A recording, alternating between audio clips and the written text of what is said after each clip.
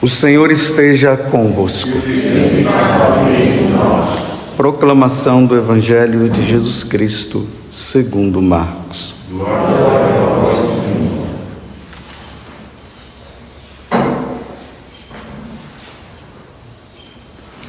Naquele tempo, Jesus atravessou de novo numa barca para outra margem.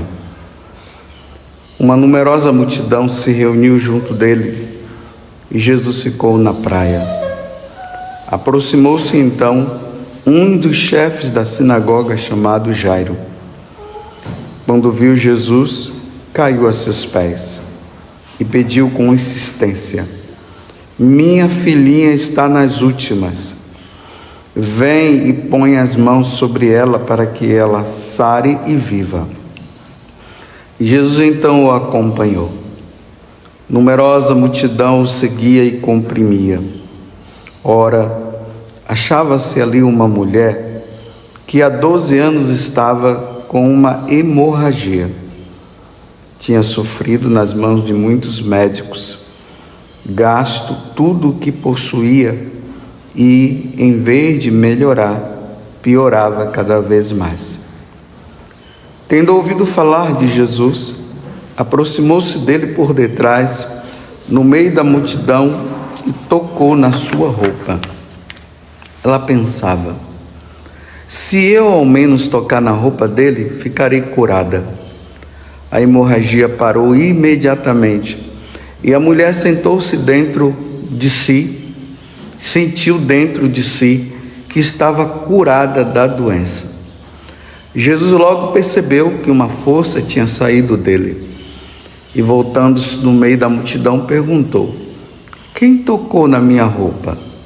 Os discípulos disseram: "Estás vendo a multidão que te comprime e ainda perguntas: quem me tocou?"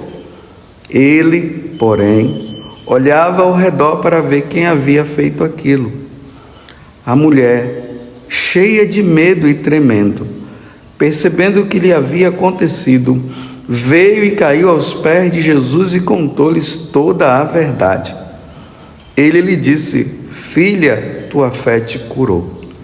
Vá em paz e fica curada dessa doença."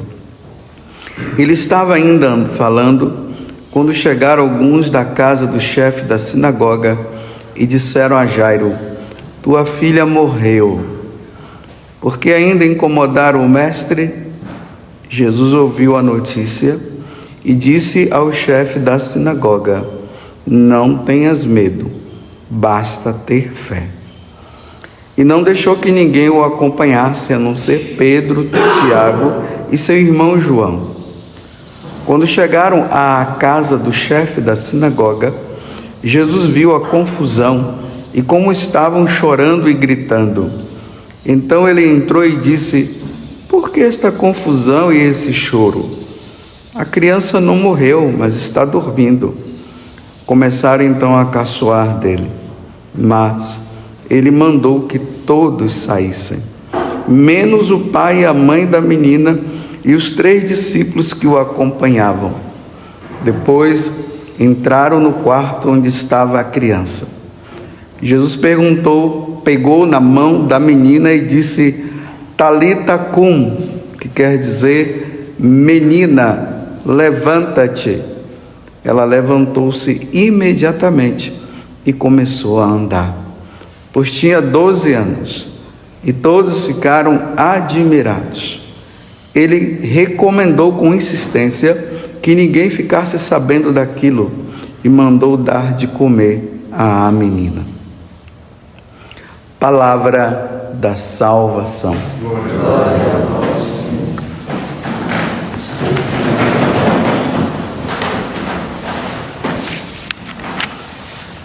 Ontem nós vimos que Jesus tinha entrado naquele território de pagãos e exorcizou um homem e libertou aquele homem, aquele jovem também, daquela situação aonde o demônio oprimia.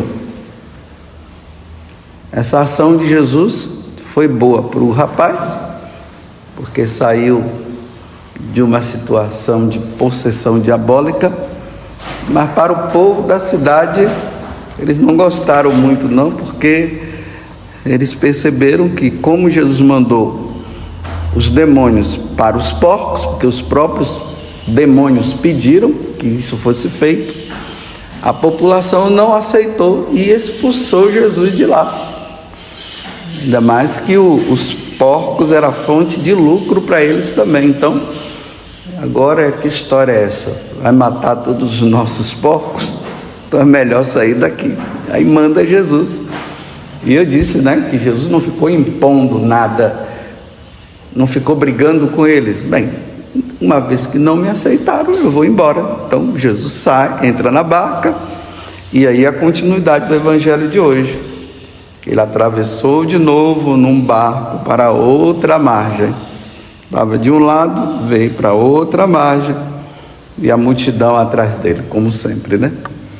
Que é isso que Marcos vem mostrando, mas ao mesmo tempo que essa multidão o segue, na hora que eles querem aclamar Jesus, Jesus dá um basta e vai embora, sempre se escondendo, porque Jesus ele quer ser reconhecido como Deus quando ele estiver morto, quando ele estiver lá crucificado.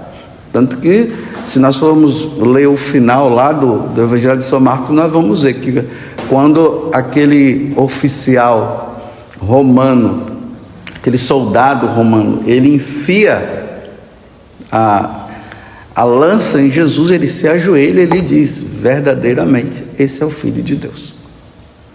Porque ali Jesus é reconhecido na hora que ele nos salva, na hora que ele dá a vida por todos nós. E aqui nós vimos essa narração. Um homem, um chefe da sinagoga, vem atrás de Jesus, o nome dele é Jairo, a filha dele estava prestes a morrer, mas os outros evangelistas dizem que ela já estava morta.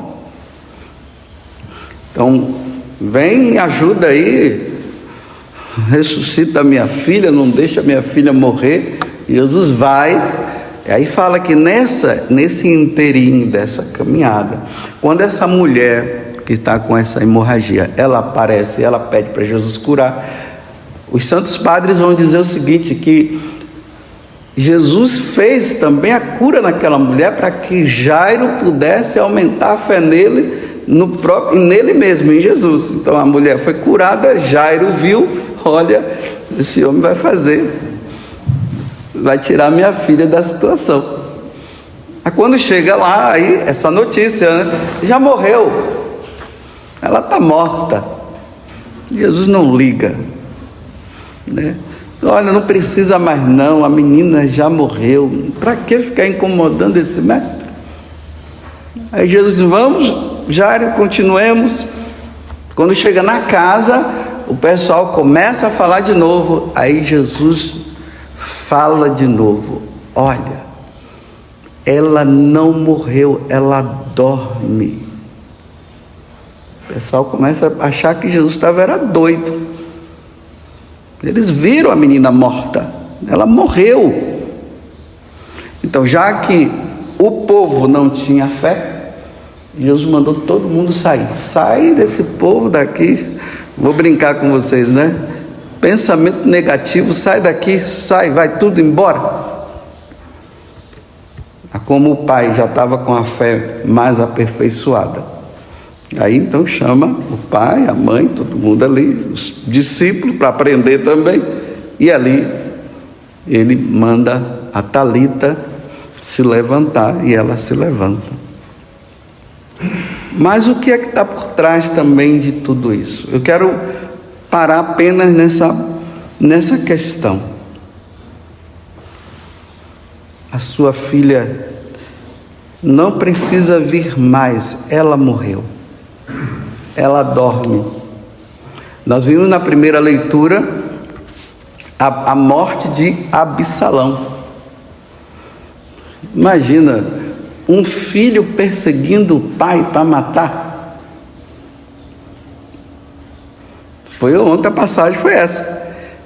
Aí hoje, quando ele está nessa perseguição de Davi, assim como Saul perseguia Davi agora é o filho dele que está perseguindo, querendo cargos. E aí ele tinha um cabelo grande, quando ele vai ali, aí fica lá no meio dos carvalhos lá, fica preso, o cabelo prende ele, fica entre o céu e a terra, e ali aproveita e matam. E aí a notícia, né? Olha, já que o filho está perseguindo, esse etíope, ele chega lá para dar a notícia, olha, o cara morreu, viu? Olha a reação do pai.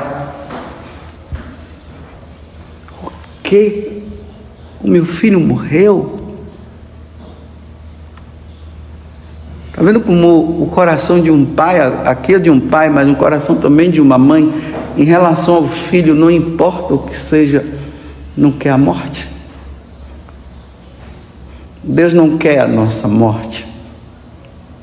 Nós somos como Absalão. Damos as costas para Deus, mas Deus não quer a nossa morte. Ele quer a nossa salvação, Ele quer a nossa ressurreição. E Davi começa a chorar. Agora sabe lá o que é que estava no coração de Davi, né? Será que era simplesmente porque o meu filho morreu? Ou também dentro de Davi estava assim, que situação?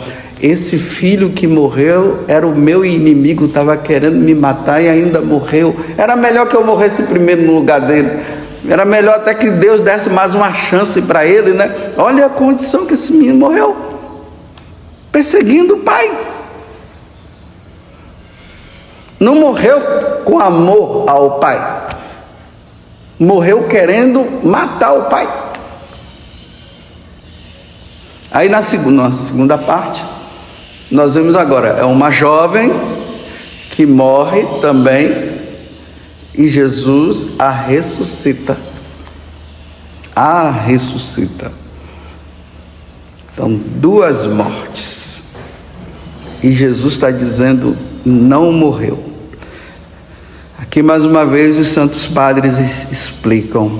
Eles dizem assim: enquanto nós, quando olhamos o cadáver de uma pessoa, nós dizemos, acabou tudo, morreu, por isso nós choramos. Deus não vê a morte, porque para Deus não existe a morte em si, essa morte. E a morte é o quê? É a passagem dessa vida para outro lugar. Ou vai para Deus, ou vai para a alegria eterna com Deus, ou vai para a morte, segunda morte, como diz no livro do Apocalipse, que na verdade não é morte também, é para o sofrimento eterno. Então nós nos lamentamos quando vemos o outro, né? Quando eu vi lá, quando meu pai morreu, eu fui lá e estava o corpo do meu pai lá no caixão, minha mãe ali do lado, a mesma coisa minha irmã, estavam mortos eles, mas diante de Deus não estavam não. A alma é imortal, é a passagem. E como eu falo sempre para vocês, por isso que eu fiz a comparação aqui, né? Essa jovem que morreu, né? Pelo visto, não fez nada de mal, vivia bem com a família. O outro, querendo perseguir o pai. Todos os dois morreram. A questão não é morrer. A questão é como morrer. Porque todo mundo ressuscita. Uns para condenação, outros para a salvação. Carta aos Hebreus, capítulo 9, versículo 27. Quando a pessoa morre, logo em seguida ela é julgada. Eu pergunto para vocês, que é a mesma pergunta que eu estou fazendo para mim. O que você está fazendo da sua vida?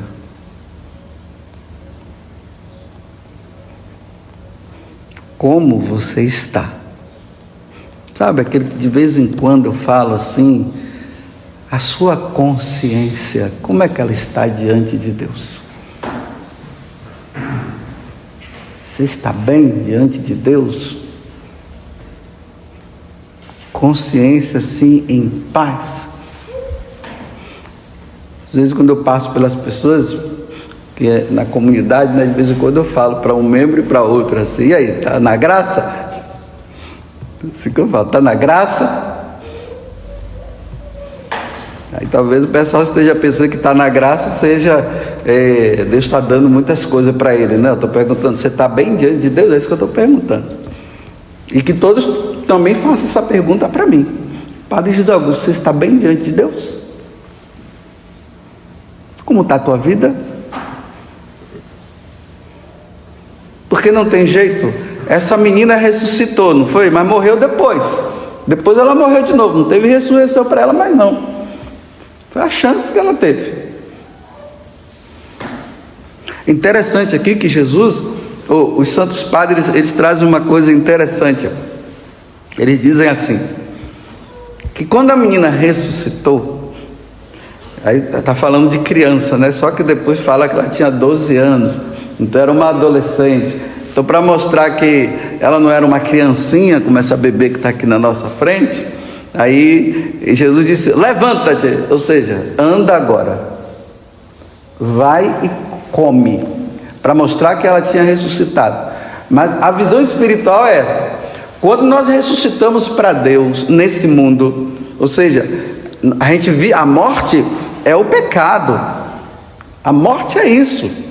Por isso que tem um monte de gente morto, que está morta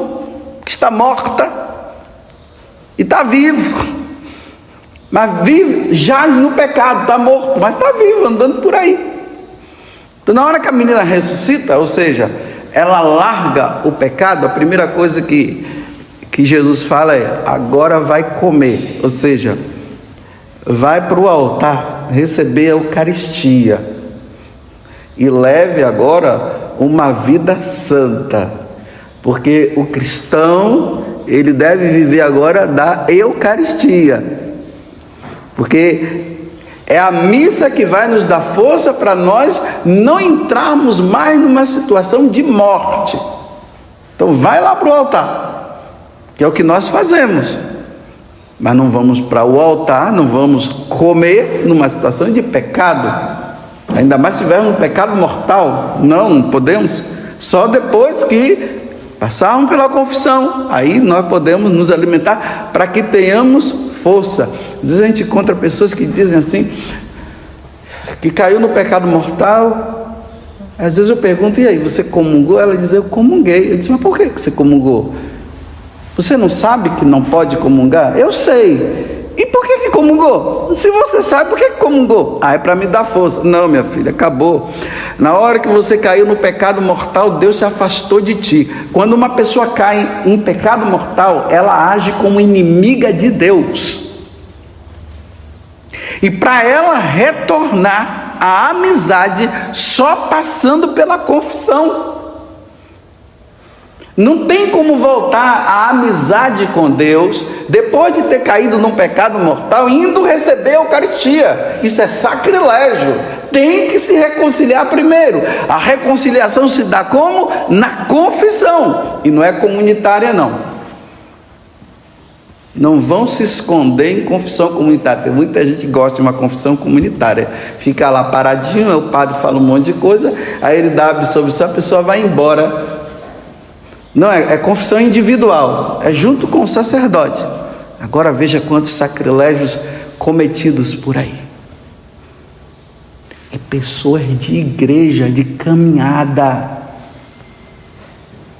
Pessoas de caminhada.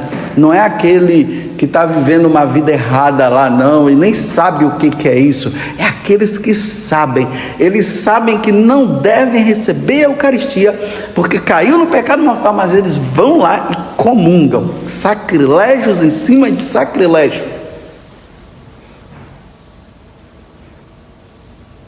Mas voltemos ao que eu estava dizendo.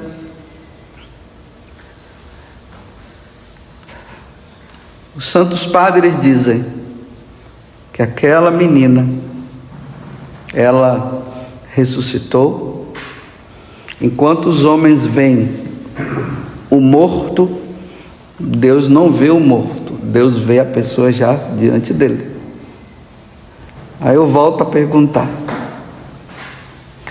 no dia que Deus te chamar, as pessoas vão estar em volta de você, chorando. Existem dois tipos de choro: o choro da saudade e o choro do desespero. Não se salvou.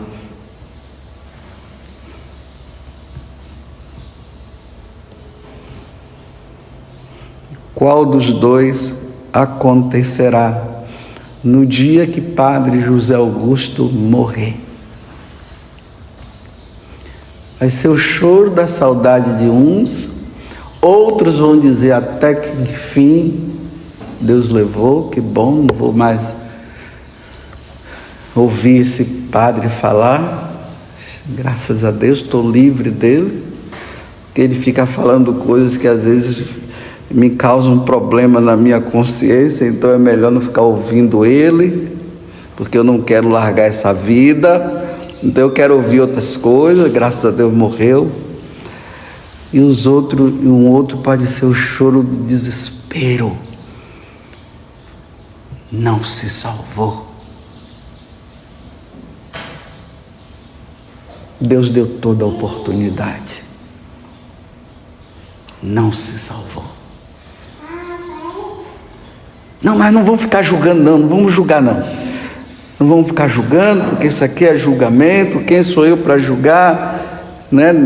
Não existe isso, está todo mundo salvo, Deus não condena mais ninguém. Depois que a arca da aliança, a arca de Noé fechou, Deus disse que não viria mais, não ia mandar mais dilúvio sobre a terra. Não, Deus é ótimo, agora não está no céu, Ele está no céu. Descansou, temos um intercessor no céu agora, e a alma penando no inferno, porque não soube usar da vida, não usou a vida para se salvar, mas para se perder. Volto a repetir, e para terminar, quando você for, meu irmão, que Deus dirá. Não é o que o povo dirá. Não importa o que o povo o que o povo diz aqui não tem importância nenhuma. Não tem importância nenhuma. Era muito bom, vamos agora encontrar as coisas boas que essa pessoa fez. Aí começa, ele era isso, ele era aquilo. Aí começa um monte de mentira também no meio. Vocês sabem, né, que tem pessoas ali que elas contam mentiras. Era isso, era aquilo, não sei o que. Agora vamos cantar umas músicas. Não importa o que o povo está dizendo. O que tem importância é o que Deus já disse. Afastai-vos de mim, ouvinde bendito do meu Pai. Não, eu vou repetir, meus irmãos, não se enganem com os louvores dos homens aqui na terra em relação ao falecido. É consolador, é tudo. É consolador, é ótimo. Mas a questão é o que foi que Deus disse. E isso nós não iremos saber. Por isso vamos levar uma vida santa, né? Vamos ser santos.